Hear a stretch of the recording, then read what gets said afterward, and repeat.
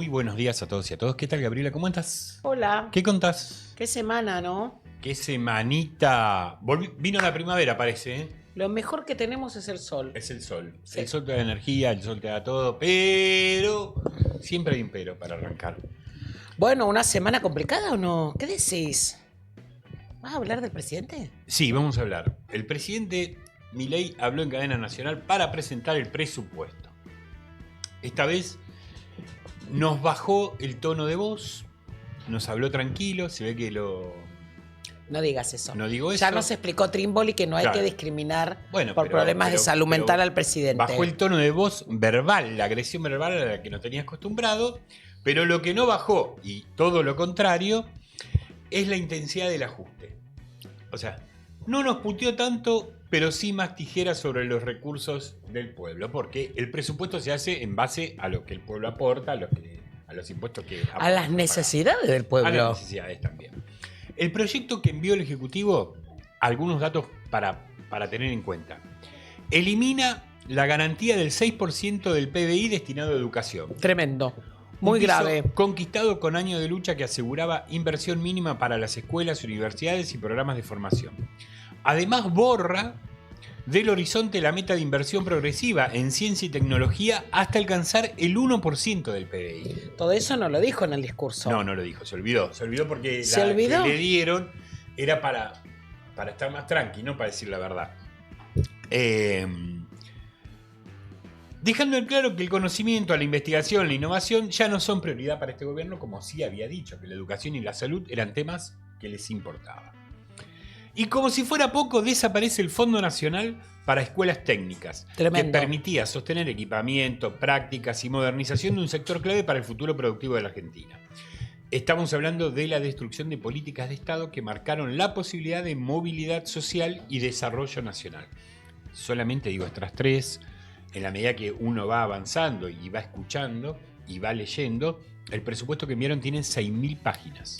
Y además sé que es mentiroso porque dice, por ejemplo, lo del Fondo de Educación. No dice, dice el artículo 4 de la ley tal, lo tenés que ir a buscar Lo para tenés que decir ir a lo que vos buscar. dijiste. Por ejemplo, planifica el presupuesto con $1 para el año 2027, ¿De 1.425 pesos. menos que hoy? Sí, ¿Y cómo va a ser? no sé. ¿Alguien quiere comprar a ese precio? Pero si nadie llega a fin de mes acá, ¿quién va a querer comprar dólares? Bueno, hay gente que Perdonen, compra. chicos. Seremos pobres, pero en Argentina hay gente que compra. Quiero traer esta semana un recuerdo. Este 16 de septiembre recordamos un hecho que marcó para siempre la memoria colectiva. Argentina tiene hechos que marcan la memoria colectiva, que es la Noche de los Lápices. ¿Qué fue la Noche de los Lápices? Jóvenes, estudiantes, secuestrados, torturados y desaparecidos por reclamar un derecho básico que era en ese momento el boleto estudiantil.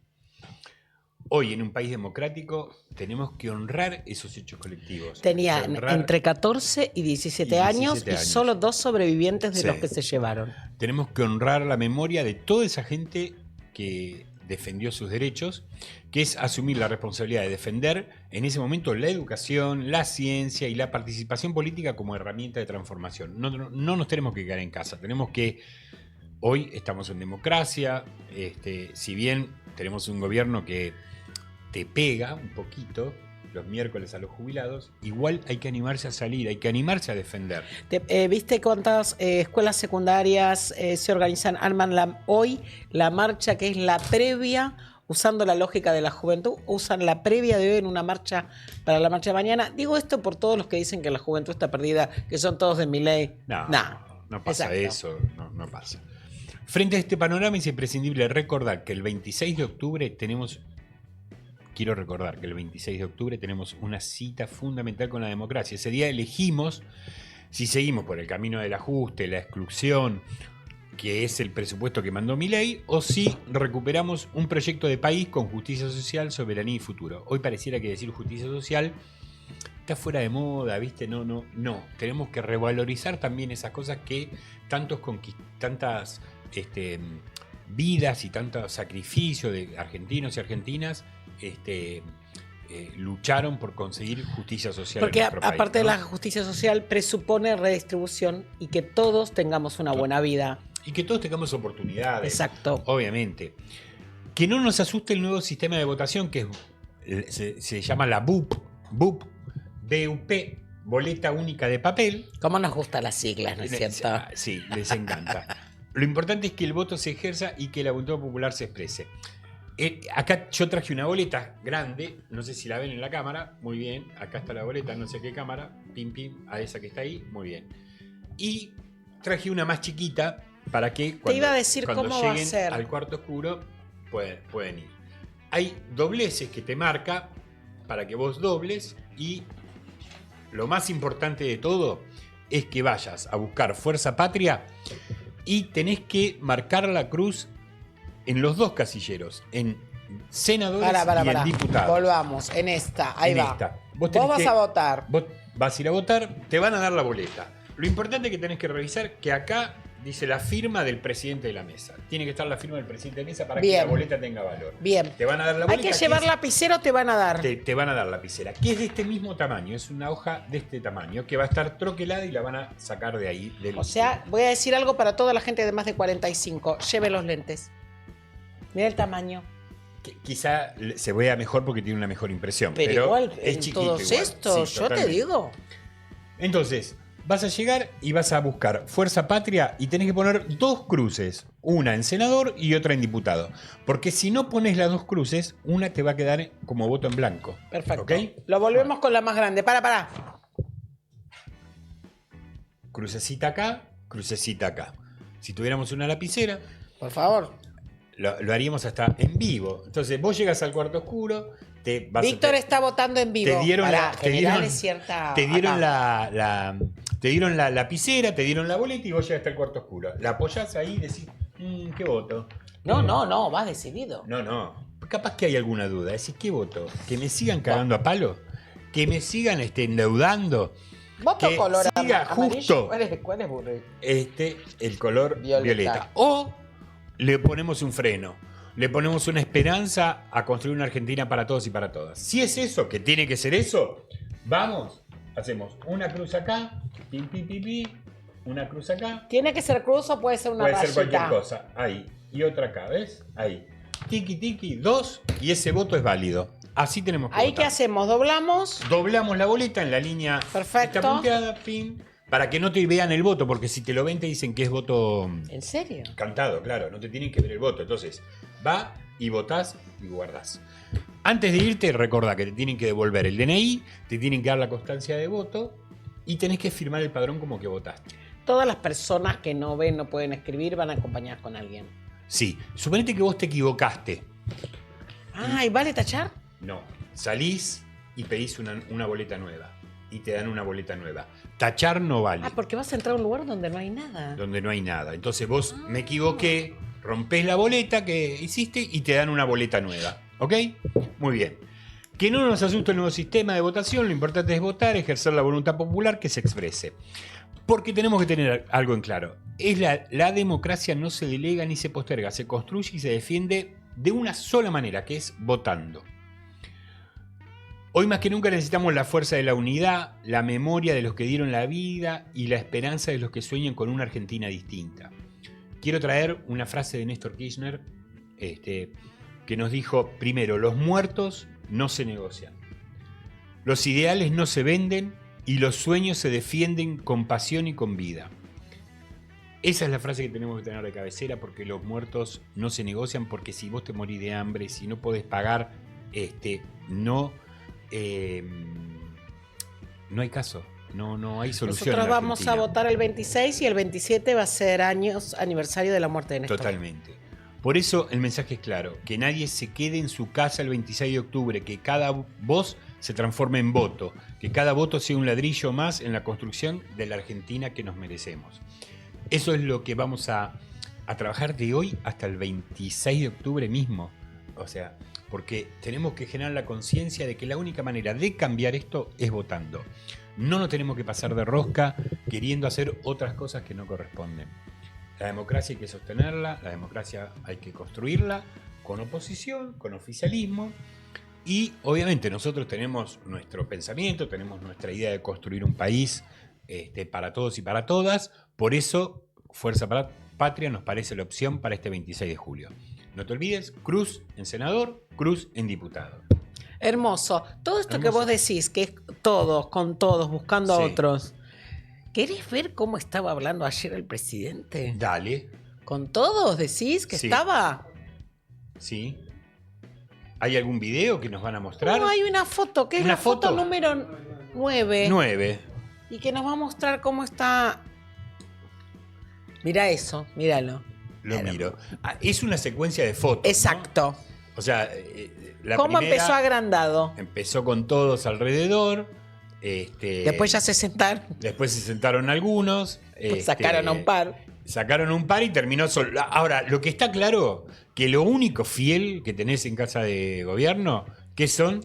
Los granaderos, que aparte no Los los granaderos habían que se la puesto. Cuando estaban rebancan ahí. cocoritos, no los habían puesto. Pero Sí. ayer lo pusieron. Que se la rebancan ahí estoicamente escuchando Es un signo, al presidente. del presidente que va quedando cada vez más solo. Sí. Y diciendo cosas medio que ya a nadie le importa. Hubo mucho bocinazo, cacerolazo ayer, cuando el presidente hablaba. Hubo, escuché. Escuché en algunos barrios que se expresó la gente y me parece que está bueno poder comenzar expresándose, que la gente se exprese las cosas que no le parece bien, que no les gusta. Parecería medio que las personas no se bancan más las mentiras del presidente. ¿Viste todo lo que pasó esta semana con el veto, los gobernadores? Sí. ¿Querés escuchar qué dijo Milei al respecto? Sí, a ver. El video Los convocó a todos y los abrazó a los los abrazó, gobernadores. porque puso un ministro del Interior. Pará, ¿qué era? Ya era. No, era secretario. Pero lo nombró ministro, pero se olvidaron de una cosa, de crear el ministerio también. Porque lo pusieron por tweet y no saben que hay que hacer un acto Claro. administrativo. No tienen ni idea. Vamos a ver ¿Viste el que video. cuando... Y si al equilibrio fiscal le sumamos las reformas que queremos llevar adelante, podríamos estar hablando de un crecimiento del 7 u 8% anual de manera sostenida. Para que se den una idea, crecer a esas tasas implicaría que en 10 años nos pareceríamos a países de altos ingresos. En 20 años estaríamos entre los países más ricos del mundo. Y en 30 años estaríamos en el podio de las potencias mundiales. Porque como ya hemos dicho en alguna ocasión, Sí. Roma no se construyó en un día. Nadie quiere construir Roma, Esto que estamos Queremos planteando llegar no a es fin de una mes quimera. nosotros. Es lo que podemos lograr si conseguimos los consensos necesarios para hacer las reformas de fondo que el país necesita. Estoy seguro que trabajando codo a codo con los gobernadores, diputados y senadores que quieren una Argentina distinta, vamos a lograrlo. ¿Cuántos años vas a tener dentro de 30? Porque ahí vamos a hacer potencia. Es verdad que Roma no se construye en un día, pero está destruyendo todo en un día, que es al revés. Ah, sí, claro, o sea, construir se puede destruir fácilmente todo. Ahora, construir una ciudad, construir hospitales, construir escuelas, construir un modelo de nación, un modelo de país, en un día te cuesta un montón. Y además Más esa si lo promesa de destruiste esperanza, rápido. 10 años donde las personas no pueden imaginarse cómo va a ser el mes de octubre, es de una violencia que me parece que eso es lo que provoca el descontento, ¿no? Totalmente. Totalmente. Igual te digo, hoy veía mucha gente que todavía la pasa mal. Veo menos gente que antes. Pero que... No, gente que la pasa mal, ves más. No, claro. Veo más gente que la pasa mal, pero antes esa gente que la pasaba mal sostenía esto. Ahora que veo mucha gente que la pasa mal, más gente que antes, y sí menos gente que sostiene esto. Bueno, pero claro. igual es extraño, digamos, muchas veces los argumentos que sostienen para bancar esto, ¿no? Es como que, bueno, tenemos la culpa de todo, o se olvidan de quién tomó la deuda, ¿no? La deuda más grande del país, quién la tomó, o se olvidan de por ejemplo, quién puso el cepo. O sea, es muy digamos, difícil hay como también. una cosa que los medios, la política, le borraron de la cabeza a la gente. Y también, o le quisieron borrar. También la vida cotidiana es muy difícil y hay muchas personas que son más despolitizadas y tal. Sostener la vida ya les cuesta mucho. No puede estar pensando que es el mismo ministro de Economía el que nos está reventando ahora que nos reventó en 2018. Totalmente, totalmente. Aparte, en ningún país pasaría que vos tenés el mismo ministro de Economía que te endeudó como nunca, se fugó la guita y hoy está haciendo lo mismo, más rápido y con mucha más guita. ¿Y quién le escribió en el discurso del presidente lo peor ya pasó? ¿Quién le escribió? Esa fue una apuesta. Dijeron a que no tenés más a ponerle lo peor ya pasó. Esa fue una apuesta. Porque bueno, puedes hacer decir al presidente lo mismo que dijo de la Rúa y que dijo Macri en el peor momento de la economía argentina. Y bueno, pero es una frase que te sale, ¿viste? Lo peor ya pasó, porque no, si no, nadie te va a creer. El otro no te cree. Lo peor, si vos le decís, mira, lo peor está por venir, estás... Pero es una frase muy fuerte para la historia argentina porque hay cosas que quedan. Es como decir el próximo semestre o la luz al final del túnel o no hay plan B, como dijo Duhalde. Nosotros tenemos en la historia cosas que no hay que decir. No, totalmente. Pero bueno, viste que él dijo, no se puede cambiar con los mismos de siempre. La campaña la de... campera. La campaña de él era... no se puede construir la historia con los mismos de siempre, ¿no? Una cosa así era.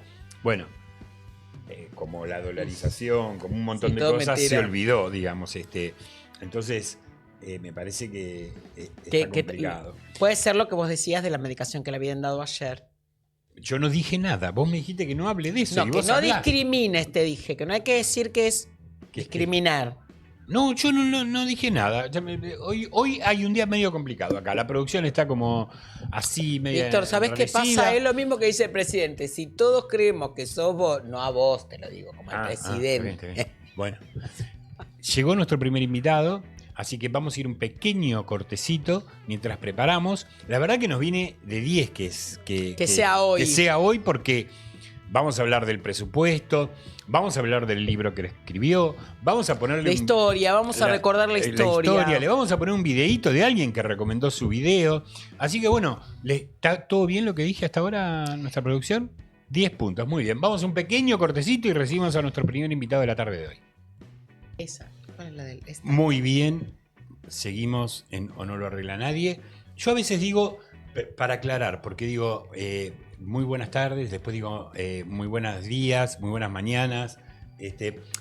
Es un bolonqui todo, porque nosotros grabamos a la tarde y después salimos a la mañana.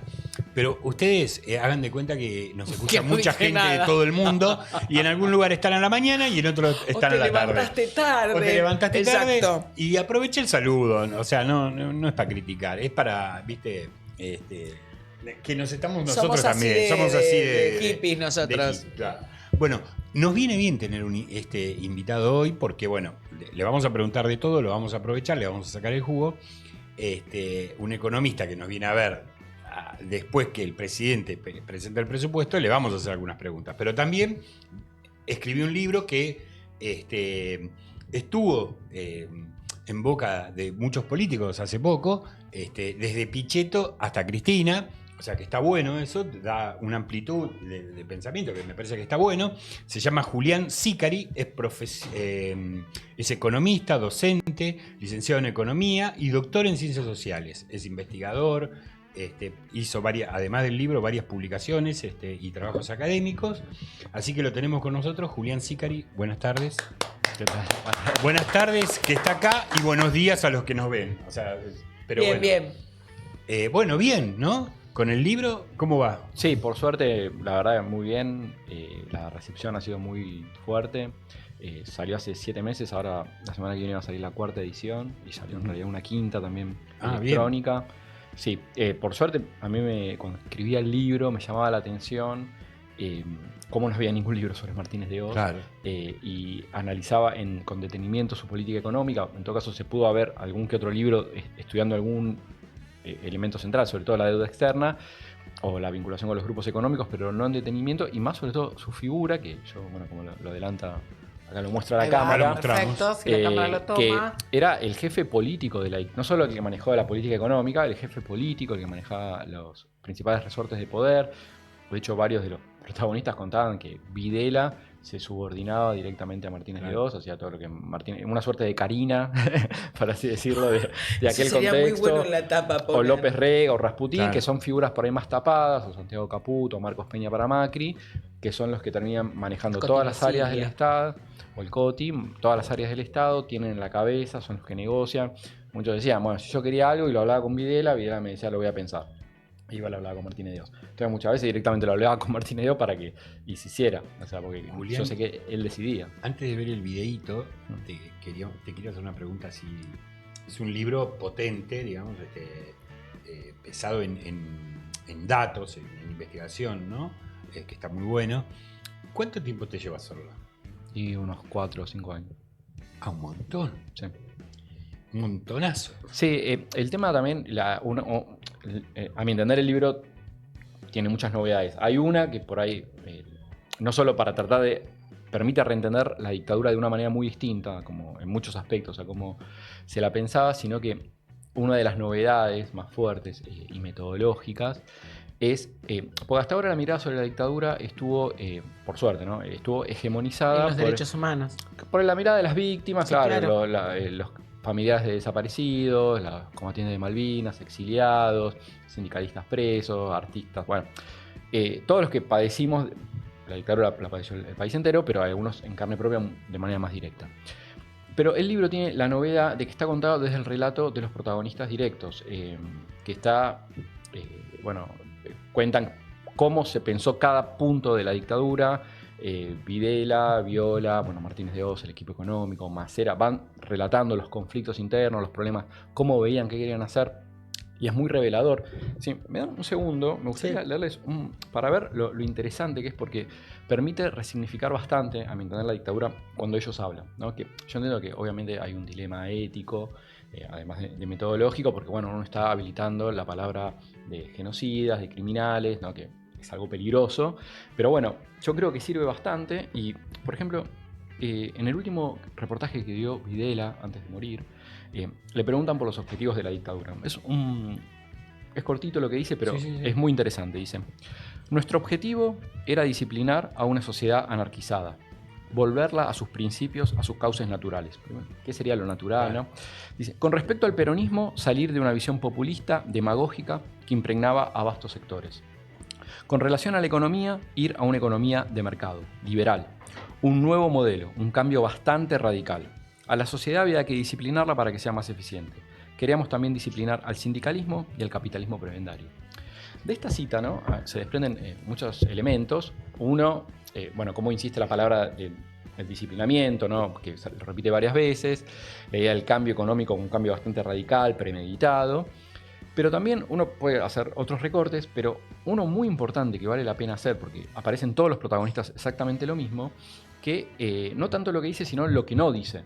Que, por ejemplo, en su discurso está, y en él y en todos, desdibujado el rol de la guerrilla, las organizaciones armadas o la violencia política, ¿no? Esto es fundamental porque permite en la propia voz de ellos ver que no era un problema o algo que empujaba ni al golpe ni al accionar político, ¿no? Esto es muy interesante. Está bien, de no hecho, lo había pensado nunca así. en las entrevistas, ellos ubican todo el tiempo, los obsesiona, los vuelve loco, el rol del sindicalismo. Destruir o por lo menos debilitar muchísimo al sindicalismo, porque acá lo que es, a mi entender, fundamental entender es que el objetivo central de la dictadura, el más importante, ¿no?, el que debe entender cómo y por qué funcionó, tiene que ver, como ellos mismos lo dicen, al bautizar a su gobierno, de llevar adelante un proceso de reorganización nacional. Ellos querían generar un quiebre histórico de largo plazo, reorganizar profundamente las relaciones sociales y políticas, porque pues ellos, cuando se hace el golpe, venimos con los estentores finales del Rodrigazo, entonces había una hiperinflación muy fuerte, el peronismo estaba en guerra contra sí mismo, la guerrilla ponía atentados, secuestros, Isabel estaba muy lejos de demostrar capacidades de gobierno. Entonces se preguntaban por qué pasaba eso. Van a echarle la culpa al peronismo, una vez más, pero van a decir, el problema acá es que nosotros entendimos muy mal que era el peronismo, porque nosotros pensamos que era solo Perón y el peronismo siempre volvía. Y el problema es el modelo de sociedad que hacía posible el peronismo. ¿No? Entonces La decía, clase trabajadora. Claro, entonces uno de los puntos es, si nosotros seguimos apostando, por ejemplo, por el modelo de sociedad industrialista, eso por definición implica sindicatos fuertes. Exacto. El mercado internismo implica bajos niveles de desempleo y por ende alentar la puja distributiva. Si nosotros seguimos apostando por el estado de bienestar, eso va a implicar el horizonte de igualdad social al que tiende el peronismo, entonces nosotros tenemos que destruir esto, cambiar el modelo social. De hecho, pensaban que al cambiar la economía iban a cambiar la fisionomía social, por ende las relaciones sociales y las relaciones políticas y de poder. Que de hecho es llamativo que, por ejemplo, cuando uno observa la dictadura, el primer hecho político más importante cuando termina la dictadura, a mi entender, es el triunfo de Alfonsín. Entonces, si yo le hubiese dicho a Videla y a toda la Junta Militar que después de su gobierno, el peronismo por primera vez en la historia, en elecciones libres, abiertas, democráticas, iba a ser derrotado al peronismo, no lo hubiesen podido creer. Y más si uno le decía que el candidato triunfante, recordemos que parte de la campaña de Alfonsín fue denunciar un supuesto pacto militar sindical, que nunca lo probó, y una de las primeras medidas de gobierno fue hacer una nueva ley sindical para ya en el piso de los sindicalistas patearlos. Bueno, este reformulamiento de la sociedad donde no solo el sindicalismo, por ejemplo, los mariscales de la derrota del 83, ¿quiénes son? ¿No? Lorenzo Miguel, la CGT, las 62 organizaciones, que es un triunfo efectivo de la dictadura, que lograron su principal objetivo, pero la sociedad también olvidó el patrón de desarrollo, la industria como horizonte, el horizonte de igualdad social, los buenos salarios. No, eso quedó perdido para siempre. Se implantó un nuevo modelo, no solo económico, en lo político, en lo social, en lo distributivo, que afectó profundamente para siempre el país. Yo creo un modelo hasta cierto punto irreversible. Los últimos 50 años lo hemos estado padeciendo y es necesario entenderlo cómo y por qué funcionó. Por eso la figura central, ¿no? La que articulaba todos los resortes de poder, o la gran mayoría de ellos durante la dictadura, como recién les mencionaba, que era una suerte de Carina para Videla, que era Martínez de Oz, o Marcos Peña para Macri, Rasputín para Nicolás II, o López Rega para Isabel. ¿Quién era el jefe de Martínez de Oz? Él. ¿Quién era el jefe? No, ¿Quién respondía él? Lo que pasa que en los 70 estaba el dicho durante la dictadura que decía, no es que Martínez de Oz apoya en Videla, sino Videla en Martínez de Oz, ¿no? Porque era el jefe del Consejo Empresario Argentino. ¿Martínez de Oz? Lo que pasa es que Martínez de Oz es una persona con muy pocas luces, como Karina. Sí, más o menos, un poco más lúcido que Karina, pero con poca capacidad intelectual. Bueno, más elevada que la de Karina, pero baja tal vez, también baja. Y bueno, él tenía sus referentes, su equipo. Él, por ejemplo, en el equipo el que más se apoyaba era el presidente del Banco Central de ese momento, que era Adolfo Diz. Es curioso porque el gobierno militar se apoyaba en la Junta en Videla, Videla en Martínez de Oz, Martínez de Oz en Diz y Diz en Ricardo Arriazu, que todavía es economista vigente, y Arriazu en realidad para elaborar las ideas miraba a los chilenos, ¿no?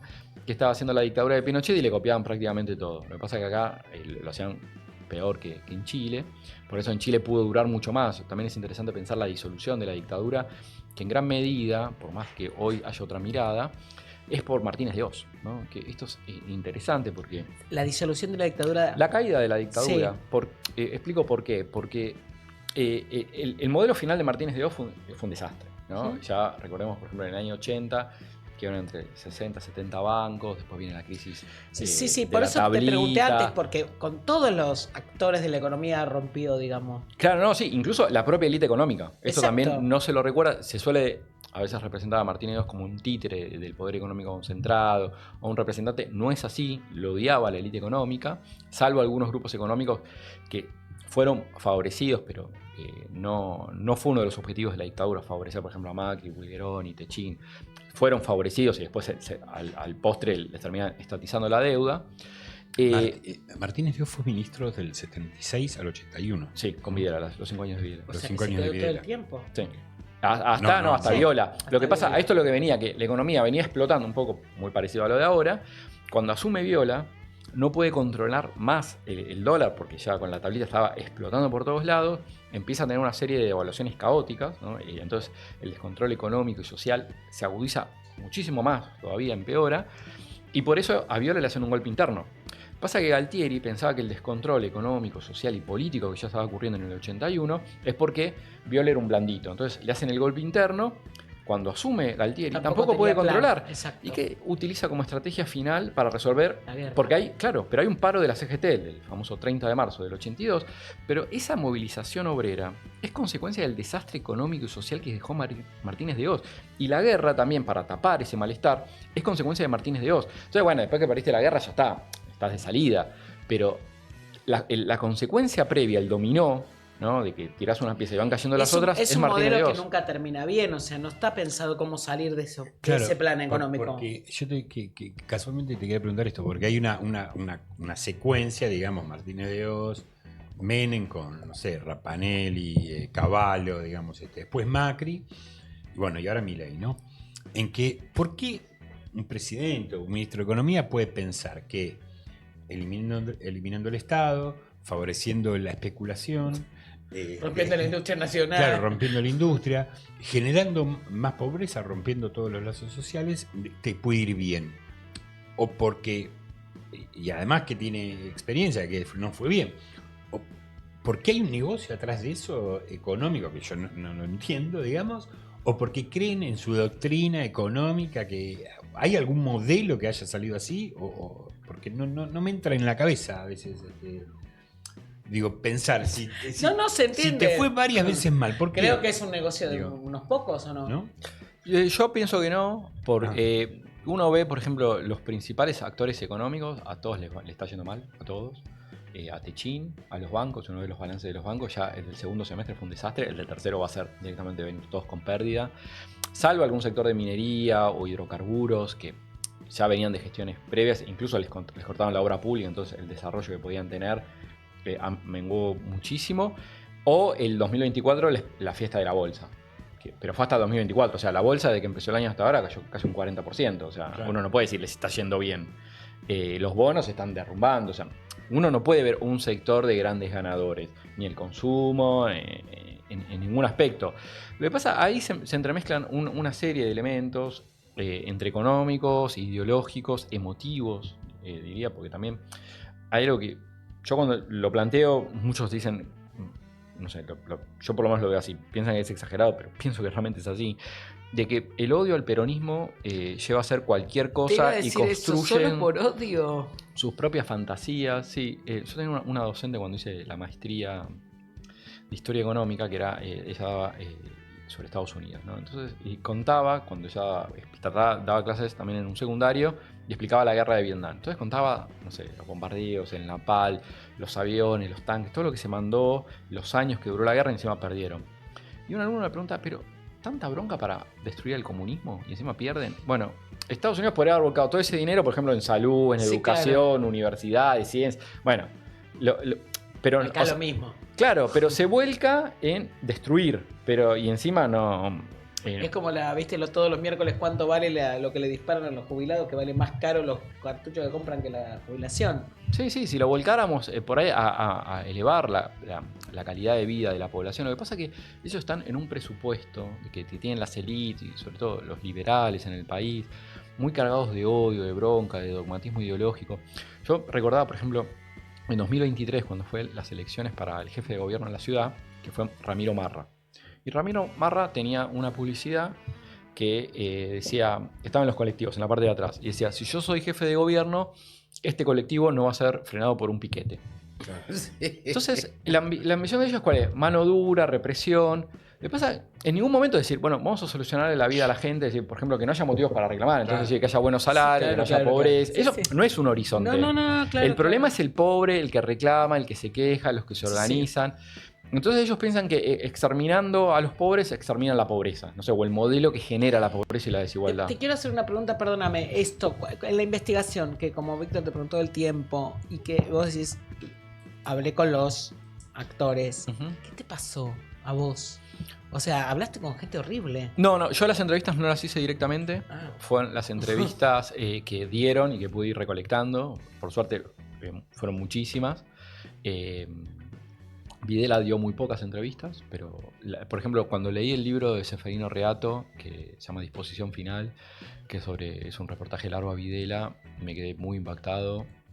Muchas veces varias noches de pesadilla, de reelaborar muchas cosas, verlos de otra manera, entender el gobierno, los objetivos de una manera muy distinta, pensar, porque hasta ahora me parece mucho paradójicamente sobre las dictaduras se escribió muchísimo, pero en muchos aspectos yo creo que está mal, o está mal planteado el enfoque, o en general no están bien articulados las dinámicas, porque yo lo que trato también de plantear es que el gran objetivo de la reorganización nacional tuvo dos estrategias centrales. Una es la más terrible, la más nefasta, la más conocida, que es la represión clandestina, llevar adelante un genocidio, los desaparecidos, campos de concentración. Pero la otra estrategia, igual de importante, es el quiebre económico, ¿no? Las dos estrategias es interesante porque a veces se discute cuál fue más importante. Yo lo que trato de decir es que no es que una fue más importante que la otra, sino que las dos se complementan en pos del mismo objetivo, que es de la reorganización nacional, ¿no?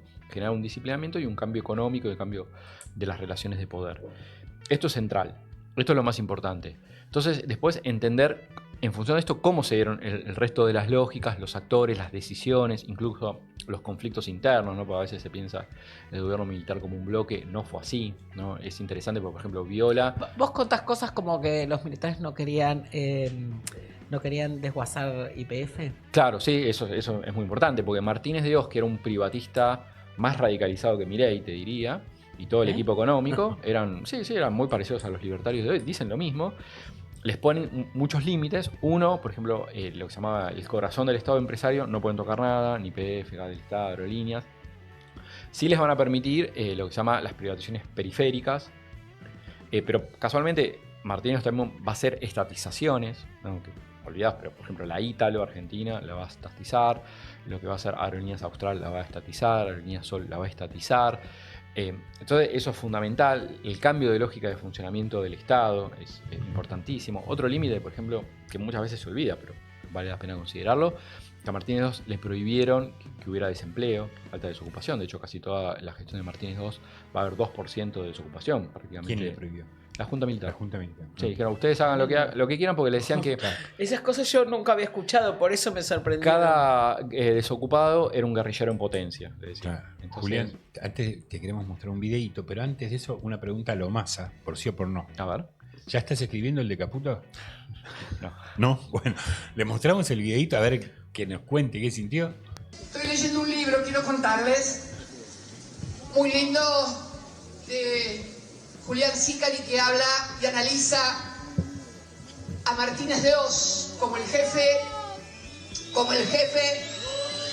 verdadero jefe político de la dictadura militar que asoló el país entre 1976 y 1983. Es increíble encontrar la misma frase respecto de la Argentina que habían recibido desendeudada a un nivel ridículo y con los mismos argumentos que nos decían a nosotros.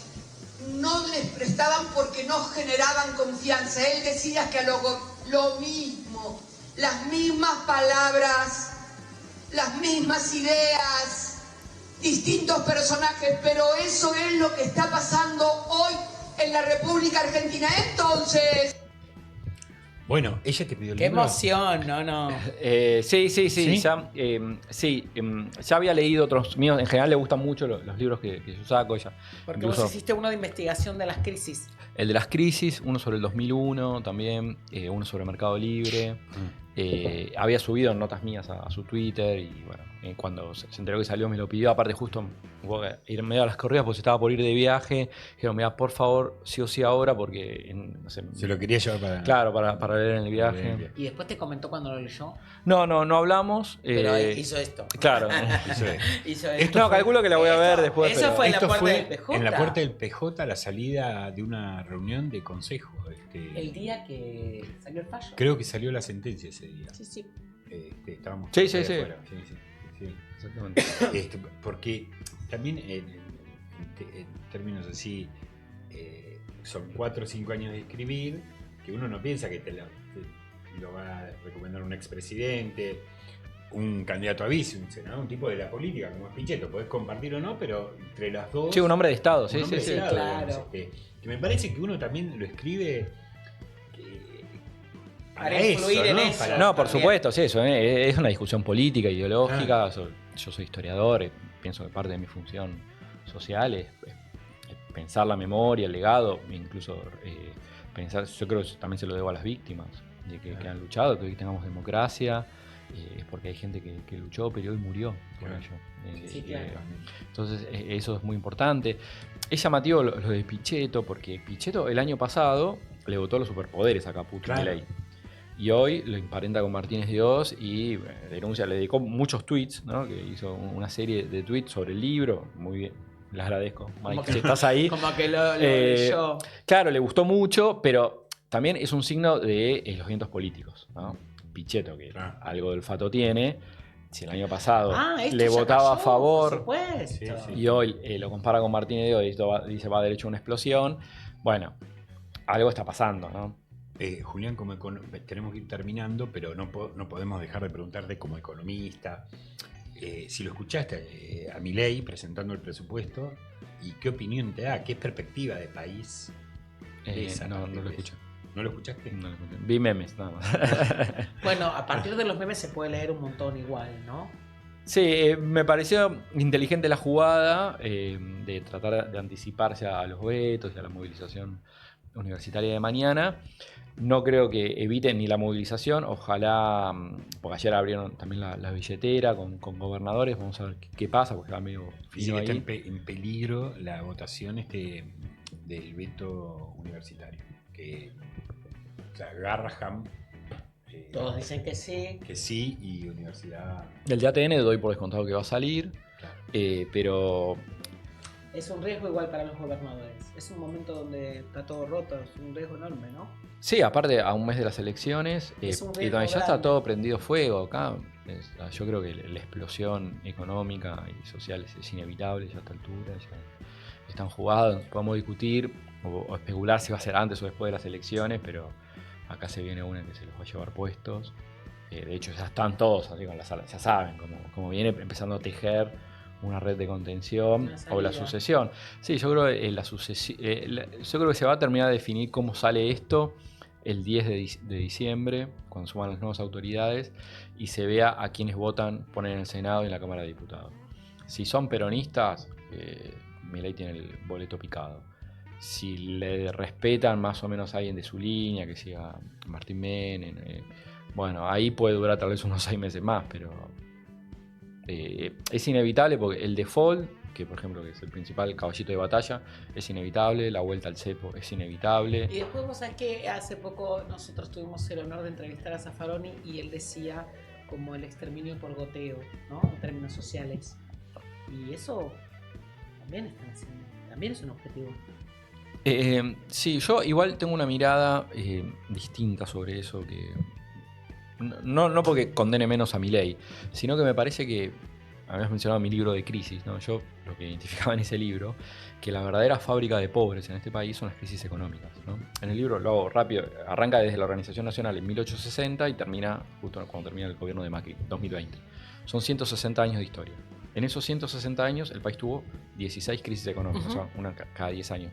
Pero uno, si toma del Rodrigazo, 1975, al fin del mandato de Macri, en esos 45 años hubo 7 crisis. O sea, una cada 6 años y medio. Pensemos cómo el ciclo histórico y político se aceleró, la promoción al colapso subió. Lo que pasa es que cada crisis hace que suba el número de pobres, después viene cierta normalidad, no vuelve al nivel, otra crisis y tenemos un serrucho que en los últimos 50 años no hemos hecho otra cosa más que expulsar personas a situación de pobreza, crecer la desigualdad. Y esto no lo hizo Milei. Entonces nosotros como sociedad, la democracia no ha sido la mejor forma de resolver los problemas nuestros, ni los políticos, ni los económicos. El único, el nunca más, tal vez, que no haya golpes militares, pero todo lo demás. Entonces acá hay que construir un pacto. Yo trato de ser más optimista y decir, bueno, si se logró construir un pacto del nunca más, y ponerle fin a las democracias, construir un pacto de nunca más a las crisis económicas, porque son las fábricas de pobres, con estabilidad económica en el largo plazo, y dejar de expulsar ciudadanos y compañeros a la pobreza y la miseria. Bueno, Julián, queremos agradecerte que hayas venido. Recomendamos el libro, acá lo tenemos, a ver si lo vemos. Acá, ahí, muy bien. ¡Ay, no! Mirá los Pichetto con el libro. Pero nosotros te lo hacemos mejor. Mira, acá, Martínez de Oz, el jefe de la El jefe civil de la dictadura, lo pueden encontrar en todas las librerías, muy bien. No está todavía para... Está en ebook también. Ya está en ebook, lo pueden tener. Así que es bueno, digamos, primero, una forma de agradecer a alguien que le dedicó 5 años para escribir un libro es comprándoselo. Sí, por favor. No se lo mangueen, hay que comprarlo. Y lo otro que te vamos a pedir es volverte a llamar, que venga, porque nos parece re interesante. Sí, claro. Y son temas que hay que abordar y que hay que refrescar en la memoria. Bueno, muchas gracias. Así que bueno, gracias por venir. Un lujo para nosotros. Un aplauso de nuevo. Vamos a un pequeño corte y ya venimos con el próximo invitado, que hoy estamos a Fulki.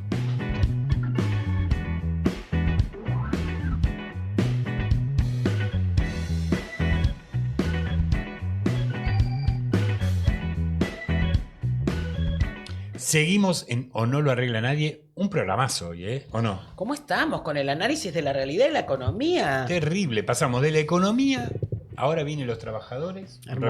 representante de los trabajadores, Hermoso. un joven representante de los trabajadores. ¡Vamos! ¡Vamos! ¡Viva Perón! Tenemos a Cristian Jerónimo, secretario general del Sindicato del Vidrio y aparte dirigente de la CGT. Sí, Cristian, así ¿cómo es. vamos? Bien, muchas Bien. gracias por la invitación. No, gracias por venir. Sabemos que son días pesados, Movidos. movimientos, movidos. Sí. Primera pregunta, tenemos, queda como descolocada porque nosotros vamos el jueves. Te tendría que preguntar, ¿qué tal la marcha de ayer? Pero no, te voy a preguntar, ¿la CGT va a la marcha Sí, de claro. mañana? Ayer la CGT tuvo una reunión de su mesa chica ampliada y se decidió acompañar y convocar activamente a la marcha de mañana, digo, en contra del veto a los jubilados y del financiamiento a las universidades y también del Garrahan, ¿no? Que son todos temas muy sensibles no solamente para el mundo del trabajo, sino para la sociedad en su conjunto y nuestra institución que tiene una rica y larga trayectoria e historia no puede ser ajeno a estar representando en la calle mañana exponiendo, el repudio a este gobierno que es insensible ante los intereses del pueblo, ¿no? Y la decisión fue en conjunto, todos apoyaron, digamos, porque, digamos, me parece que eso también es importante, ¿no? La unidad en una decisión, en una definición estratégica, de decir, estamos todos presentes, ¿no? Sí, yo creo que desde que llegó este gobierno, muy rápidamente la conducción de la central sindical entendió que había que tener unidad de concepción para poder lograr la unidad de acción. Y es así que a los 25 días de asumido el gobierno, la CGT convocó a una movilización y a un paro general de 12 horas. A lo largo de la historia es el paro más rápido convocado a un gobierno. Y de ahí para adelante, movilizaciones, paros generales, ha demostrado nuestra organización sindical que yo creo, y lo sostengo, que estuvo a la altura de lo que demandaron las circunstancias. Seguramente siempre puede faltar algo más, pero yo creo que cada vez que la CGT entendió que tenía que estar ahí bancando, y con distintas estrategias, porque nosotros no solamente fue con paros generales y resistiendo en la calle, sino que cuando tuvimos que trazar una estrategia jurídica, la estructura de abogados de nuestra central sindical actuó muy rápidamente y fue exitosa, ¿no? Las cautelares que se presentaron, que la justicia no terminó fallando a favor con el DNU 70, Sí, claro. que avasallaba todos los derechos de los trabajadores. Además, toda la CGT fue la que intervino en la justicia para que todos esos impulsos de ir por los derechos de los trabajadores no se cumplieran, ¿no? Eso también, y que los fallos fueron favorables. Sí, por eso reivindico al equipo jurídico de la CGT, Claro. con Marta Pujada a la cabeza y con otros abogados más de otras organizaciones sindicales, que nosotros solamente impugnamos el capítulo laboral. Cuando muchos nos decían que teníamos que impugnar el DNU entero, nosotros entendíamos que teníamos que trabajar en la impugnación de lo que nos perjudicaba, atañaba al mundo del trabajo, porque capaz que si hubiésemos ido por el DNU entero, capaz que nos fallaban en contra. Totalmente.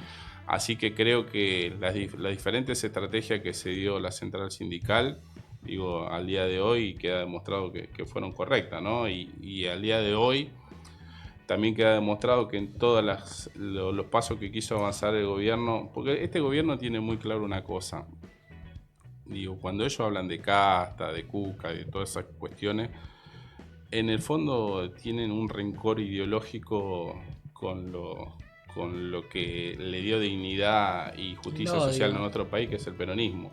Y ellos tienen claro, digo, lo dijo Sturzenegger en algún momento y algún que otro funcionario, que hay que desfinanciar a las estructuras que representan a los trabajadores, que es la columna vertebral del peronismo. Entonces, digo, no por nada ellos eligieron de enemigo al mundo sindical, a sus organizaciones sindicales y también a los dirigentes sindicales, ¿no? Porque, viste, muchas veces terminan apuntándolo como enemigos acérrimos.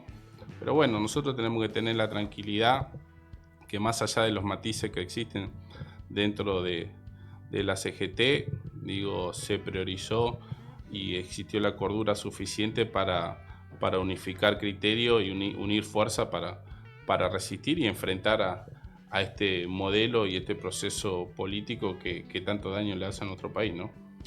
Yo te quería preguntar, como dos en uno, digamos. Una es, ¿cómo ves al gobierno? Dice que están hablando de una nueva reforma laboral. Sí, hay algo que hablaron con la CGT. Y en general, en relación a esto, ¿cómo ves al gobierno? Y después, ¿cómo ves a los trabajadores? Porque todos los días nosotros vemos datos horribles de cierres, de empresa, de fábrica, de que no alcanza, de tristeza. Y entonces, bueno, yo sé que estás cerca de tus trabajadores. Un poco cómo ves esos dos mundos, ¿no? No, bueno, digo, como uno mira al gobierno, digo, me parece que hace pocos días, digo, hubo una expresión muy fuerte de la sociedad argentina, del pueblo argentino, en que se expresó en las urnas diciendo que está en contra del rumbo de este gobierno. Digo, y nosotros queremos exactamente lo mismo. La verdad que ayer si quedaba un grado de expectativa, me parece que ayer la termina de lapidar el presidente cuando dice una frase que en la memoria de los argentinos es terrorífica. Cuando dicen lo peor ya pasó, sabemos que atrás de eso viene la catástrofe, sí, lamentablemente, sí. ¿No? Entonces, digo, nosotros lo que apostamos, nosotros representamos instituciones democráticas. Nosotros no queremos derrocar a ningún presidente ni empujar a nadie, en la medida que entiendan que los números tienen que cerrar con la gente adentro. Exacto. Digo, hoy los trabajadores, cuando yo digo los trabajadores también, viste, te genera alguna contradicción, porque en Argentina tenemos el 45% de la fuerza de trabajo está en la informalidad. Uh-huh. Hoy digo, el que tiene la suerte de ser bendecido, de tener un trabajo en blanco, así todo tampoco es que, como se dice muchas veces burdamente, tira manteca al techo. La realidad es que nosotros no desconocemos que muchas veces a los compañeros y a las compañeras no le alcanza el salario para poder llegar a fin de mes. Y digo, y más cuando no tenemos un gobierno que ajusta por el hilo más delgado o quiere ajustar por donde ellos entienden que le permite generar ese famoso superávit fiscal, que son los salarios de los trabajadores. Más allá de que cada organización sindical defiende sus intereses, digo, y su salario, digo, nosotros creemos que a este ritmo, digo, porque la realidad es que para nosotros, para los dirigentes sindicales, la inflación es la de la góndola. Claro. Más allá que nos digan la del IPC, esto sí, pero los compañeros cuando van a comprar los alimentos no le alcanza, cuando tienen que viajar el transporte le aumentó un 1000%, digo, el colectivo salía a 100 pesos, digo, si nos retraemos, cuando fue la conferencia, cuando fue el debate entre Massa y Milei, que Massa ya lo planteaba, ustedes van a aumentar el colectivo más de 1000 pesos, y ellos decían que no, y hoy es una realidad, digo, así todos los servicios. Entonces, así con este rumbo tenemos claro que no es el indicado. Digo, tendremos que construir una alternativa, no hay que relajarse, digo, hay que celebrar. Digo, nosotros celebramos el resultado del último domingo, pero creemos que no tenemos que relajar porque es un voto en contra del gobierno. No sé si es un voto... No es un cheque en blanco todavía. No es un cheque en blanco para que nos confiemos. Pero bueno, hay que volver a construir una alternativa, hay que volver a construir un proyecto de país a corto, mediano y largo plazo. Digo, construir federalismo, construir representatividad, volver a convocar a todos aquellos compañeros y compañeras que en algún momento por algún desacuerdo se alejaron. Digo, me parece que hay que pensar en Argentina. Digo, tenemos todo para ser un país que genere oportunidades y que lamentablemente tengamos cada vez más desigualdad social como la tenemos, que yo muchas veces no entiendo uno no entiende cuando dice somos graneros del mundo, porque lo seguimos haciendo, producimos alimentos para miles de millones de habitantes del mundo y nosotros tenemos prácticamente 5 millones de chicos que muchas veces no tienen un plato de comida asegurado. Bueno, me parece que esa responsabilidad la tenemos todos, ¿no? Claro. Totalmente. Vos representás a la industria, digamos, al sector del vidrio. ¿Cómo ves la industria o tu sector en este momento en la economía? Digamos, ahí. Yo veía hoy a la mañana que en una fábrica, no me acuerdo... La de motos que cerró. La de motos que cerró, sí. Gente en la calle, digamos, la verdad que eso es... te parte el alma, ¿no? Ver la gente, porque además te ponen ejemplos que un trabajador se estaba terminando de construir su casita, digamos. Y lo escuché, uno que se había comprado una moto que pagaba en cuotas. Y un montón de sueños que te hacen mierda, ¿no? Sí. Digamos, ¿cómo está tu sector? Y si tuviste el problema de que muchos compañeros gremialistas tuvieron de que no le autorizaban las paritarias, ¿no? Que habían podido cerrar con los privados, ¿no? Con el sector privado. No, bueno, la verdad que nuestro sector no es ajeno a la realidad de lo que le está pasando a Argentina. Primero porque tenés un modelo económico que va en contra de la matriz productiva de nuestro país. Lo que nosotros reivindicamos, que sin industria no hay nación, ellos lo tienen sin cuidado, ellos dicen más importación, desregulación del mercado. Digo, lo que llama la atención, digo que el discurso del presidente, él plantea que es un aliado de Estados Unidos, digo, y si él si quisiera usar como espejo de Estados Unidos tiene blindada su economía, cerrada, cuidando su industria nacional, y nosotros hacemos todo lo contrario, apertura indiscriminada, total, digo, y eso genera una sangría. Lo que genera mucha pena es que esto ya lo vivimos en Argentina. Ya lo pasamos varias veces, volvemos a tropezar de vuelta con la misma piedra.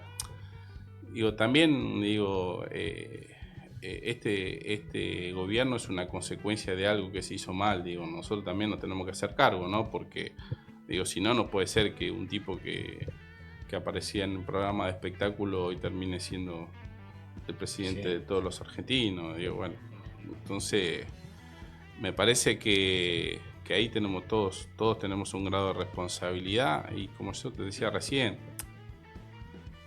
digo, hoy hay mucha gente que está sufriendo por estas políticas que lleva adelante este gobierno. Bueno, la herramienta más fuerte que tiene la sociedad en su conjunto es el voto, que lo acaba de expresar. Yo creo que hay que construir su fortaleza para octubre y empezar a pensar con los nuevos emergentes, digo, que puedan ir apareciendo. En este caso, digo, el gobernador de la provincia de Buenos Aires es un emergente del peronismo, y después ver cómo se construye algún que otro tipo de alianza y trabajar para construir una gran interna dentro del peronismo para volver a fortalecer y volver a hacer una alternativa de volver a conducir, a partir de 2027, volver a conducir los destinos de nuestra nación con un proyecto de país mucho más inclusivo, ¿no? Porque la realidad es que si nosotros creemos que solamente rosqueando como muchas veces se dice o mal se dice en los acuerdos de cúpula, la verdad que eso a la gente no le llega. Y la realidad es que también nuestra sociedad ya no tiene mucho más tiempo para esperar, hay desesperanza. Si uno cualquiera sale por la calle, digo, la cantidad de negocios acá, en esta zona donde están ustedes, la tremendo. cantidad de negocios que están cerrados, digo, la cantidad de fuentes de trabajo que se perdieron en estos últimos años es terrible. Cristian, hoy hablábamos con Gaby al principio del programa un poco del compromiso y de esto también que vos estás planteando, de construir un compromiso también de que los derechos se defienden votando, y está bueno poder contar. Vos representás una empresa, ¿qué empresa representás? ¿Cómo empezaste en el mundo sindical? Porque sos joven, si te dieron paso, ¿no? Porque está bueno también comprometerse. Digamos, obviamente que siempre como comprometerse trae su quilombo, digamos. Pero bueno, si uno tiene vocación. Y debe ser por lo menos que varias noches que no se nace en tu casa. Y me parece que está bueno, y está bueno que lo cuentes así, de una manera descontracturada, ¿no? No, bueno. ¿Dónde empezaste a trabajar? Yo empecé en una distribuidora de vidrios para la automotriz, que estaba acá en zona de capital. Digo, y la realidad es que a uno se termina involucrando cuando empieza en la injusticia, ¿no? Claro. Mayormente cuando yo debo ser una de las últimas generaciones que el trabajo era como el ordenador, ¿viste? Claro. Del futuro de uno. Vos decías, bueno, sobre la base del trabajo tengo que tener mi casa, mi familia, mi auto. Hoy ya no existe tanta esa expectativa, sino que es más... no es por desmerecer a los más jóvenes, pero es muy difícil pensarlo. La realidad. Los pibes no piensan en un trabajo en blanco, no tienen un registrado, recibo, como no piensan en un crédito. nosotros. Y que eso era, como vos decías, la base de poder tener una estabilidad para tu familia, de poder, como hoy, escuchar a ese pibe de construir su casita, ¿viste? Cosas que a los que tenemos conciencia social un poco te emocionan. A mí, te juro, me parte el alma. Pero esa conciencia hay que recuperarla y va de la mano con un montón de valores y principios que se fueron perdiendo en nuestra sociedad. Mi papá siempre contaba, mi papá ya no está y se murió muy, muy viejo, pero él trabajaba en Siam. Y venía de 25 de mayo. Y él contaba siempre que él en Siam le pagaban por quincena. Y la primera quincena que se retrasó, el delegado les dijo a todos que había que hacer una sentada. Y a mi papá le pareció como mucho hacer una sentada, como se retrasaron un día. Y siempre, como yo viví eso de chiquita, ¿no? Mi papá decía, y el delegado me dijo, vos le dejas pasar un día y después tenemos una quincena dentro. Y siempre como que le quedó esa como vos decís, ver una injusticia. Totalmente, como desde muy, viste, de entender el mundo del trabajo y cuánto hay que cuidar y cuidar y cuidar. La cantidad de derechos adquiridos que tiene el mundo del trabajo en Argentina muchas veces no lo ponemos en valor. Ya son derechos adquiridos y está bien que siempre vayamos por más, pero tenemos que valorar lo que tenemos también, porque en otras partes del mundo no existe esto. Claro. Está bien, siempre hay que nivelar para arriba, hay que reflejarse con los que más derechos tienen. Por eso yo creo que nosotros en algún momento tenemos que dejar de que nos corran con la famosa reforma laboral, modernización, porque viste, parece que fuese el cuco. Nosotros en algún momento tenemos que tomar la iniciativa y dar las discusiones que haya que dar, porque acá el problema de la Argentina o de la economía argentina no son los trabajadores o los derechos que tienen los trabajadores, claro. Son las malas políticas que asumen los gobiernos que tienen la responsabilidad, la carga tributaria que existe en Argentina, y si tenemos que quieren discutir modernización laboral, discutámosla con más derechos. ¿Por qué tiene que ser con más derechos? El mundo está discutiendo la reducción de la jornada laboral y acá estamos discutiendo a ver si extendemos la jornada laboral. Bueno, me parece que tenemos muchos cuadros, muchos equipos técnicos capacitados para dar cualquier tipo de discusión. El problema que asusta cuando uno cree que ciertos aliados terminan convirtiéndose en los tipos que pregonan, no, que la reforma, que esto, que lo otro. La fuerza del trabajo de la Argentina, tenemos que pensar cómo volvemos a meter en el sistema a todos aquellos compañeros y compañeras que en algún momento se cayeron del sistema, ¿no? Eso te iba a preguntar, ¿y cómo si la CGT empieza, en algún momento la CGT pensó que tenía que sentarse con los movimientos sociales, la economía popular, pero ¿cómo hay que hacer con los comerciantes que cierran los negocios, los que venden? ¿Cómo se está pensando qué vamos a hacer con eso? ¿Con esa informalidad que alguien va a tener que cuidar o no? ¿O es una locura lo que digo? No, la verdad que es una pregunta difícil la que estás haciendo, pero No te dijo que era una locura. Bien, bastante bien. Porque no depende de uno, yo creo que depende mucho de que funcione la economía. Sí, claro. Uno puede tener la mejor voluntad de aportar ideas, pero si no te funciona la economía y no hay consumo y no gira la rueda, esto es lamentable, que lamentablemente las cosas terminan así. Nosotros lo que creemos que nosotros como institución, digo, la CGT, el 23 de septiembre cumple 95 años de historia, y con la historia que tiene, ¿no? Y digo, como siempre decimos, con muchos matices, pero con una historia muy rica, que hubo compañeros y compañeras que dieron su vida por la causa de la defensa de los trabajadores. Entonces nadie puede discutirle nada. Digo, y en el mundo, yo tuve la posibilidad de ser parte muchas veces de comitivas que hemos ido a la Organización Internacional del Trabajo, y el respeto que nos tienen al movimiento obrero argentino, digo, es para destacar. Entonces, digo, cosas, se dice, algo bien hizo muchas el vidas obrero puso, para claro, el reconocimiento exacto. que le tiene.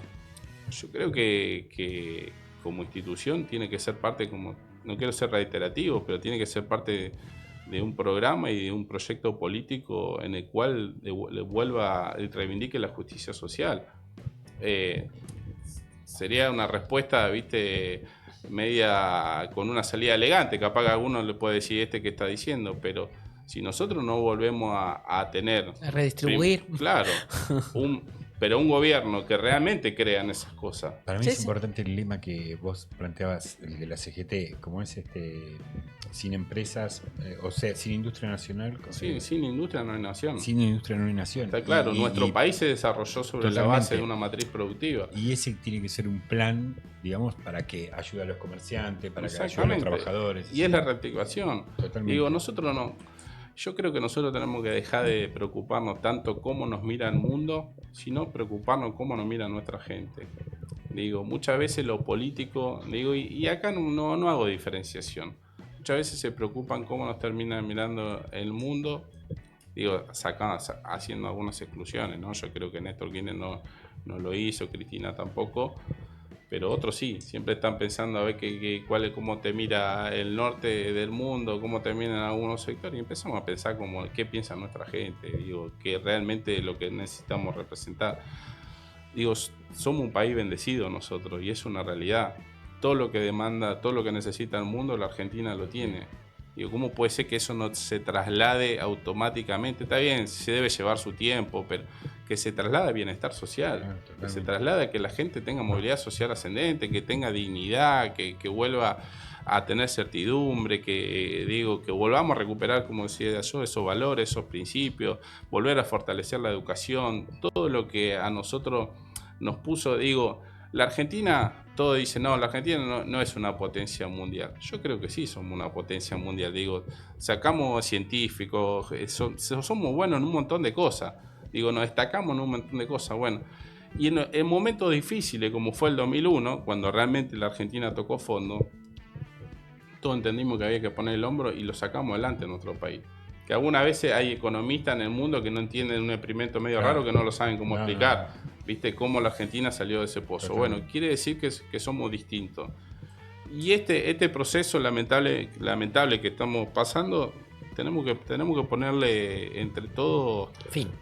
Claro. Como dice Adorni. Pero pensar también qué es lo que viene después. Claro. ¿Cómo construimos lo que viene después? Por supuesto. Totalmente. Porque es lo que dijiste vos, no es un cheque en blanco. Digo, la sociedad está esperando que alguien tenga un plan, como decimos nosotros siempre acá. Tenga un plan. Bueno, te queremos agradecer por el tiempo que nos diste, por el tiempo que te sacamos, por habernos visitado. Te vamos a volver a llamar porque vas a ser protagonista de acá en adelante, seguramente, de los trabajadores, de la CGT, de toda un poco del peronismo también. Así que te vamos a volver a convocar y queremos agradecerte. Muchísimas gracias. Muchas gracias por estar. Vamos a una pequeña pausa, nos reordenamos y vamos al final del programa. Un aplauso para nuestro invitado. Muy bien, a una pausita.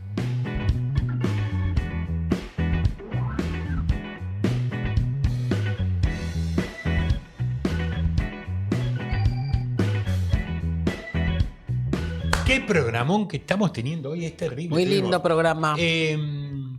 Economista que nos habló, un libro divino. Muy interesante. Vos mirabas el libro, a ver si me lo regalas como el otro. No, porque si te lo dejaba a vos, yo a vos te peleaba. No, yo no iba a aceptar que me regale un libro. Yo a vos te peleaba, pero se lo llevó. Se lo llevó. Muy bien. Muy bien, compañero, se lo vamos a comprar. Hay que comprar los libros. Tuvimos invitado de la CGT.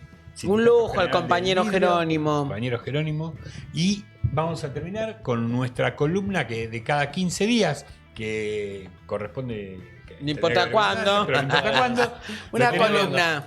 a Luis Esquivel, que nos va a hablar hoy. ¿De qué vamos a hablar, Luisito? Hoy vamos a hablar de ciberpatrullaje. ¿Estás bien? Sí. ¿Todo bien? La verdad que sí. Bueno, Listo, ¿semana pero- linda? Semana linda, arrancó la campaña otra vez, así que... Bueno, otra vez te a full. queremos menos circunspecto, ¿eh? La próxima vengo sin el saco. Remerita, sin saco. Bien, ¿no? bien. Una cosa más. Mirá a Gaby Torres. Sí, sí. Pará, y remerita. ya ahora viene un poco más el calor y me empiezan los escotes. No, por favor. Como Nancy pasa. Claro, no, basta de esto. Nos van a empezar a llamar por los escotes de la torre. Sí, sí. Y bueno, pues... Bueno, arranquemos con ciberpatrullaje. Bien. Mirá que te vamos a preguntar de todo porque el ciberpatrullaje que lleva a Bullrich es terrible.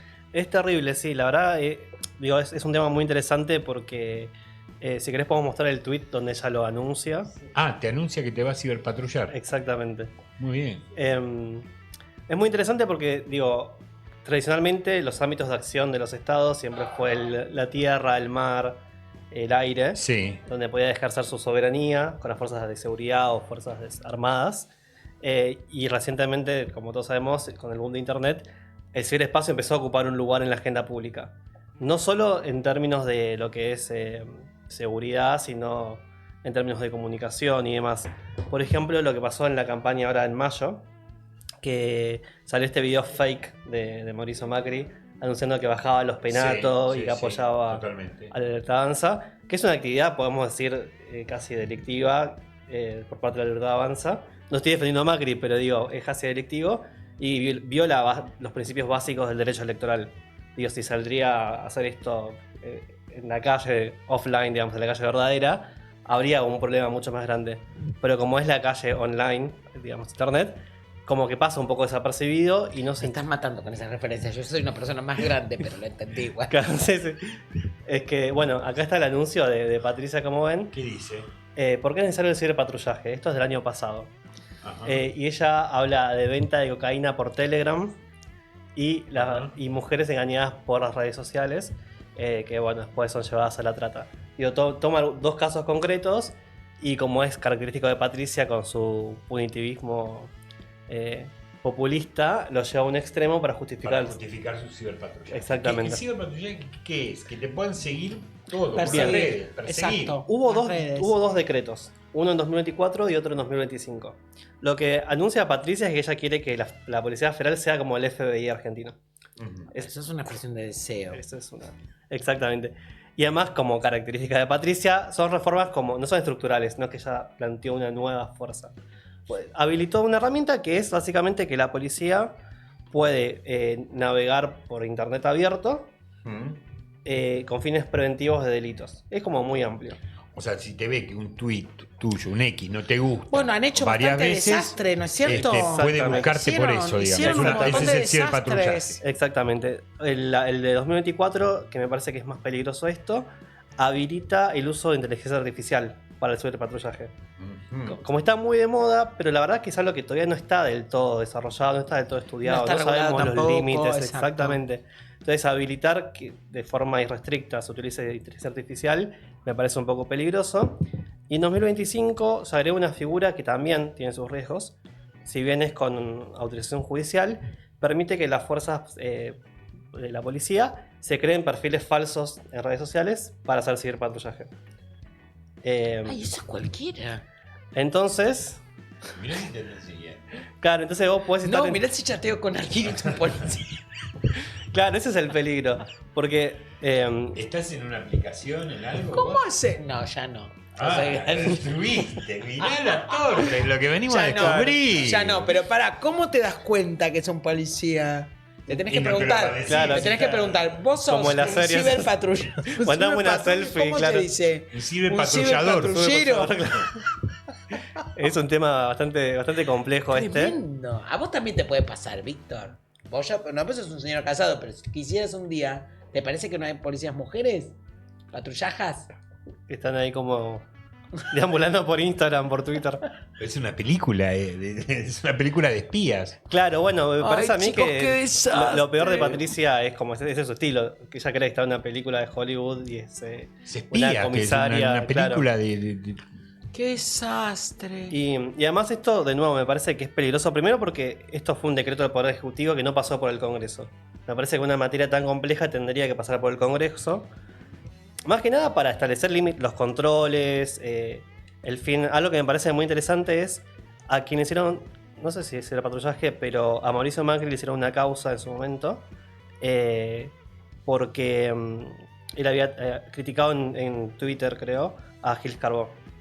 Entonces en un juicio se usó como prueba, decir, mira, vos criticaste a Gil Carbó, qué sé yo, y el ministro Garabano de Justicia dijo, no, eso es ilegal porque es la expresión de libertad de expresión, no se le puede hacer ciberpatrullaje, esto es persecución política, etc. Entonces, incluso dentro del PRO, digamos, se ve con una cierta crítica al ciberpatrullaje. Por eso vuelvo como al inicio del programa, es muy importante qué tipo de diputados votamos, porque estas cosas no pasan por el Congreso, pero sí tienen que pasar por el Congreso y tiene que haber diputados Que no lo voten. que no voten esas cosas. Exactamente. O que lo hagan, digamos, que pongan algún tipo de límite. Digo, eso tiene que haber una información, tiene que haber un protocolo. Igualmente, te digo, me da la sensación que, bueno, Patricia Bullrich es como más sofisticada en perseguirte y en espiarte. Pero No creo que Patricia Bullrich haya Mauricio- algo para. No va. Una Mauricio- calificación que no va para Patricia Bullrich es sofisticada. Bueno, Te lo digo la verdad. Pero Mauricio era más el agente 86 con el zapatófono. Exactamente. O sea, te espiaba. Como sea, te espiaba. Para mí ella es pero peor, no es más necesitaba berretona. ciber. Ella es más berretona. No es sofisticada. Es sofisticada, te están metiendo el ciberpatrullaje. Ni sabe lo que dice. Bueno, pero lo deja Vos lo hacer. vio en la tele. Claro, eso. es que son muchas medidas, porque además, de hecho, ella anuncia en 2024 el ciberpatrullaje como algo nuevo. Pero la verdad es En que. el 24 no agarraron esos pibes que compraron helado, unos Sí, también. que los trataron como si fueran terroristas. Sí, de hecho, este año hay un chico que está procesado, tiene imputación penal, es un chico de Salta, que puso un tweet que dijo: si Patricia Bullrich viene a Salta, la vamos a, no sé, a hacer a lo malo. Y está imputado por esa declaración. Pero, por ejemplo, por decir Patricia Bullrich sofisticada, Víctor Colombano, ¿eso hay algún problema? Perdiste. Bueno, esa es la verdadera pregunta, porque como esto es bastante amplio y no tiene un margen de acción muy delimitado, por ejemplo, mañana es la marcha universitaria. Entonces Sí. nosotros nos podemos tuitear, yo hago una convocatoria en Twitter, en Instagram, mañana nos vemos ahí. Sí. ¿Hasta qué punto eso no puede ser visto como una incitación a la violencia? Si mañana pasa algún incidente. Como que- Desde la desquiciada de ella. Exactamente. Lo dijo Víctor. El que Entonces, está hablando de la columna se llama Luis Esquivel, por Claro. las dudas, ¿no? Ay, qué locura. Qué importante estar atento con estas cosas. ¿Y Eso. qué se hace? ¿Qué es lo que hay que hacer si uno se siente perseguido por algo que no está regulado y que tiene un montón de aristas ilegales? Bueno. ¿Dónde llamamos? actualmente hay un pedido de inconstitucionalidad en la justicia que presentó un periodista. Todavía no hubo un caso concreto más allá del chico este, Ujú. Sí. que alguien se haya sentido atacado y demás. Pero bueno, los organismos de derechos humanos están muy atentos. En 2017, 2018, que Patricia también era ministra, porque mucha crítica de la casta, pero estaba aferrada al cargo, hubo mucha gente que denunció con los organismos de derechos humanos persecución por las marchas, las movilizaciones, que les pedían que abran el teléfono, les revisaban las redes sociales, las fotos que habían tomado. Entonces sí es importante estar como muy consciente de eso. No hay que tener miedo. No hay que tener miedo. no. hay que Yo tener pregunto miedo, dónde hay que llamar, con quién pero hay que sí consultar. Hay organismos, la Defensoría del Pueblo, El Ministerio Público de la el Ministerio Defensa. Público de la Defensa, el CES. Hay organismos que pueden defenderte. Sí. Y también que es como en toda marcha hay que tener siempre los recaudos típicos, y quizás con agrupaciones, si uno está en una agrupación. Cuidarse, hay que no, cuidarse. No caer en actos de violencia, no caer en provocaciones, Total. que es muy importante. Y también, digo, no tener miedo a las redes sociales, porque de hecho a lo que dice Víctor es esto. A mí me parece que este tipo de medidas sirven para desmotivar, desmovilizar, generar Cagar de miedo cagazo, de que digamos, uno si no diga, hagas nada. si subo un posteo me puede caer la policía o me puede caer Patricia Bullrich. Y no... O sea, no le tenemos miedo al ciberpatrullaje. No, yo No. a lo único que tengo miedo es a la mirada de los productores cuando empiezan a guardar todo en la cartera. O sea, quiere decir que Vamos cerrando por hoy el programón. Bien. En un minuto nos vamos a quedar solo acá. Tuvimos mesaza Perfecto. hoy, Así que tenés Mesaza. vamos cerrando. Vamos a- Lo único que sí que también es cierto es que el peronismo también, con el gobierno Frente de Todos, había tenido medidas de ciberpatrullaje, o sea, no es algo que es ilegítimo, No. ilegal. Tenemos que desde el peronismo pensar una forma inteligente de hacerlo. Y que para mí es eso, control judicial, control del Congreso. No habilitar de forma irrestricta la medida. Y que cuando una persona siente que la están avasallando de su derecho, vaya y reclame y se queje. Totalmente. ¿Estamos de acuerdo? Totalmente. Luis, gracias. No, gracias a vos, Víctor. Preparamos otro tema para dentro de 15 días. Perfecto. Quiero a nuestra producción, miren qué detalles mononos en los micrófonos. Neutral. ¿Sabés qué no dijiste? Hoy no dije nunca. Tienen que ir lo recordaste y me puso una cara que ahora me mata. La productora. Pará, te mirá, pusieron el cartelito atrás. Mirá que está al lado de Perón, mirá. neutral. Ahí lo Neutral. vemos, neutral. Entonces, ¿qué tienen que hacer todos? Ahora mismo, ya mismo, van al YouTube, siguen @ no seas neutral, se suscriben. Y otra cosa importante que nunca la dije y hoy la voy a decir. ¿Qué va a decir? Justo hoy la voy a decir. Tienen que ir a poner la campanita. Así te avisa neutral de todas sus actividades. Mirá qué ¿O no? bien lo que aprendiste. Muy bien. Entonces, van a @ no seas neutral. Nunca vas a trabajar de ciberpatrullero. Ponen la campanita, se suscriben y nos buscan a nosotros o no lo arregla nadie. Que le vamos a alegrar el jueves a la mañana, lo vamos a divertir sanamente y en familia, como diría Carlitos Balá. Los vemos el jueves que viene. A todos y a todas, muchas gracias por vernos, por escucharnos, por seguirnos. Hasta el jueves que viene. Que la pasen lindo.